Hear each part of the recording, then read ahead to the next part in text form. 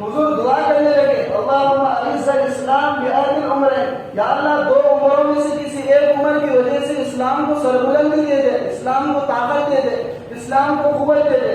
حضور نے یہ دعا کی تو کرنا ہی ہو۔ اب جب حضرت حمزہ داخل ہوئے تو مشرکین پھر میٹنگ کرنے لگے کہ بھائی بڑے طاقتور لوگ اسلام میں داخل ہو جا رہے ہیں، بڑے بڑے ہمارے نامور لوگ اسلام میں داخل ہو جا رہے ہیں، اب کیا کیا جائے؟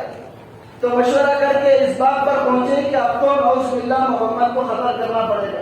تب جا کر کے ان کی تحریک رکے گی، ورنہ یہ تحریک رکنے والی نہیں ہے۔ لیکن یہ کام کرے گا کون؟ تو حضرت عمر جو ہے کھڑے ہو کر کہنے لگے کہ میں قتل کروں گا۔ تو سارے لوگ حضرت عمر کو داد دینے لگے اور یوں کہنے لگے کہ یہ کام تو تم ہی کر سکتے ہو، تم ہی طاقتور ہو، بہادر ہو، کوئی دوسرا آدمی یہ کام نہیں کر سکتا۔ تو حضرت عمر ننگی تلوار لے کر کے نکلے حضور کو قتل کرنے کے لیے۔ راستے میں نعیم بن عبداللہ ملے، وہ کہنے لگے کہ عمر ادھر چلے، تو کہنے لگے کہ آج تو محمد کی گردن اڑانا ہے۔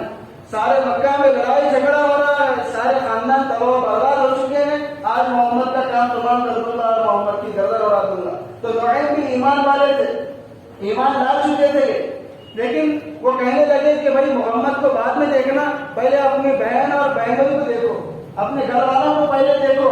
تو حضرت عمر کو اور غصہ آ گیا کہ میری بہن بھی ایمان میں داخل ہو گئی۔ تو گھر پر گئے، جب گھر پر گئے تو قرآن کی تلاوت چل رہی تھی، خباب بن حارث سورہ طٰہٰ کی آیتیں نازل ہوئی تھی، وہ سکھانے کے لیے حضرت عمر کی بہن کے گھر پر آئے ہوئے تھے۔ تو وہ قرآن کی تلاوت چل رہی تھی، حضرت عمر باہر چلے اور دستک دی تو سمجھ گئے کہ حضرت عمر آئے ہوئے ہیں، تو دروازہ کھولا اور خباب بن حارث کو چھپا دیا۔ جیسے ہی اندر داخل ہوئے تو حضرت سعید جو حضرت عمر کے بہنوں ہی ہیں ان کو مار کر کے خون کر دیا، اور ان کی بہن انہیں زمین چھڑانے کے لیے آئی تو ان کو بھی 2-3 تماچے مارے۔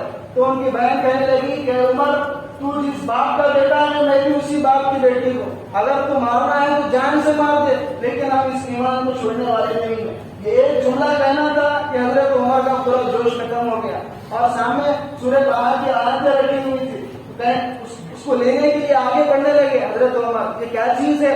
تو ان کی بہن نے وہ آیتیں چھین لی اور کہنے لگے کہ تم ناپاک ہو، تم شرک کی گندگی میں ملوث ہو، پہلے جا کر غسل کر کے آؤ، اس کے بعد تم اس کو چھو سکتے ہو، پڑھ سکتے ہو۔ تو حضرت عمر غسل کر کے آئے، آنے کے بعد سورہ طٰہٰ کی آیتیں پڑھتے گئے، ایک ایک آیت پڑھتے جاتے، ایمان کا نور حضرت عمر کے دل میں اترتا جاتا، اور جب اس آیت پر پہنچے اننی انا اللہ لا الہ الا انا فاعبدنی واقم الصلاۃ لذکری، تو حضرت عمر کی آنکھوں سے آنسو چھلک چھلک کر گرنے لگے، اور وہ کہنے لگے کہ مجھے محمد کے پاس لے کر چلو، مجھے محمد کے پاس لے کر چلو۔ تو خباب بن حارث اندر چھپے ہوئے تھے، وہ باہر آ گئے، آ کر کہنے لگے کہ مبارک ہو عمر، کل اللہ کے نبی نے تمہارے ایمان کی دعا کی تھی، آج وہ دعا قبول ہو گئی، چلو ہم تمہیں محمد کے پاس لے کر چلتے ہیں۔ حضرت عمر کو لے کر کے حضور کے دربار میں پہنچے، دار ارقم میں حضور بیٹھے ہوئے تھے اور حضرت حمزہ بھی وہاں پر بیٹھے ہوئے تھے۔ جب دستک دی تو ایک آدمی جھانک کر کے دیکھا اور دیکھ کر جا کے کہنے لگا کہ عمر آئے ہیں، تو سمجھنے لگے کہ کہیں مارنے کے لیے حملہ کرنے کے لیے آئے ہیں، تو سوچنے لگے۔ تو حضرت حمزہ کہنے لگے کہ آنے تو، اگر ان کا ارادہ ٹھیک ہے تو ان کے لیے خیر ہے، اور اگر ان کا ارادہ برا ہے تو انہیں کی تلوار سے ان کی گردن اڑا دوں گا۔ تو حضرت عمر اندر آئے، آتے ہی حضور کہنے لگے کہ عمر کیا ابھی وہ وقت نہیں آیا کہ تم ایک اللہ کی گواہی دو؟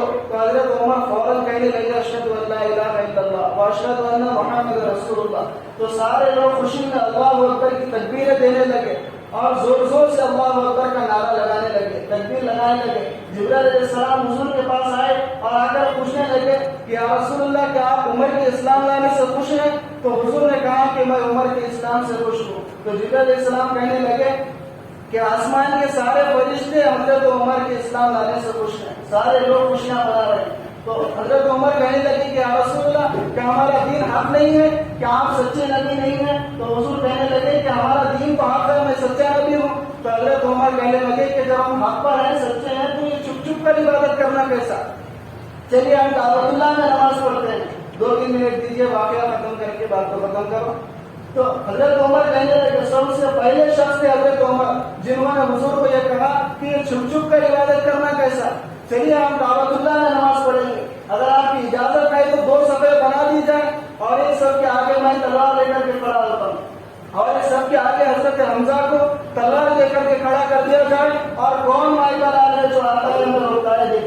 تو دو صفیں بنا دی گئی اور ایک صف کے سامنے حضرت عمر کھڑے رہے اور ایک صف کے سامنے حضرت حمزہ کھڑے رہے اور بیچ میں حضور کو رکھے اور پیچھے امام والے تھے. جب سب بنا کر کے نکلے صفا پہاڑی پر چڑھے حضرت عمر اور کہنے لگے کہ اے مشرکین مکہ، اے مکہ کے سرماؤ، اگر کوئی یہ چاہتا ہے کہ اس کی بیوی بیوہ ہو جائے اور اس کے بچے یتیم ہو جائے اور اس کے ماں باپ بے سہارا ہو جائے تو آج مجھ سے مقابلہ کریے. حضرت عمر بڑے بہادر آدمی تھے اور للکار کر کے ان کو کہا، سارے مشرکین مکہ کو للکار کر کہا کسی کی ہمت ہے تو ہمیں روک لے. کوئی آدمی آگے نہیں بڑھا کیونکہ جانتے تھے کہ آگے بڑھیں گے تو یہ سب کے دو ٹکڑے ہو جائیں گے. اور اسی طریقے سے کعبۃ اللہ میں سب سے پہلی مرتبہ اعلانیہ طور پر نماز ادا کی گئی. اور اس کے بعد حضرت عمر ہمیشہ کعبۃ اللہ میں جاتے اکیلے کھلا نماز پڑھتے تھے. کسی کی ہمت نہیں ہوتی تھی آگے بڑھ کر کے ان کو روکنے کے لیے. اور جب ہجرت کیے تو سارے ایمان والے چھپ چھپ کر ہجرت کیے. کوئی آدمی رات کے وقت ہجرت کرتا ہے، کوئی چھپ چھپ کر ہجرت کرتا. لیکن حضرت عمر کی باری آئی تو حضرت عمر کعبۃ اللہ میں گئے، 2 رکعت نماز پڑھے اور پڑھ کر سارے لوگوں کو یوں کہا کہ میں آج ہجرت کرنے والا ہوں، ہے کوئی مائی کا لال، کوئی مرد کا بچہ تو مجھے روک کے بتا دے. حضرت عمر ایسے بہادر آدمی تھے تو اس کے بعد بھی کھلا کعبۃ اللہ میں نماز پڑھتے تھے. تو دونوں کی وجہ سے حضرت حمزہ اور حضرت عمر کی وجہ سے اسلام کو طاقت دے دی اللہ تعالیٰ نے. اس کے بعد کسی مشرک کی، کسی کافر کی یہ ہمت نہ ہوئی کہ کسی کو ستایا جائے، کسی کو مارا جائے. پہلے تو بہت مارتے تھے. جب یہ 2 شہر اسلام میں داخل ہو گئے تو مشرک آپس میں کہنے لگے کہ آپ کسی ایمان والے کو مارنے سے پہلے 100 مرتبہ سوچو، کیونکہ عمر اور حمزہ 2 شہر ان کے پاس موجود ہے، کہیں ایسا نہ ہو کہ ہم مارنے جائیں اور ہم ہی ہلاک ہو جائے. اور اس کے بعد جب ساری سازشیں ناکام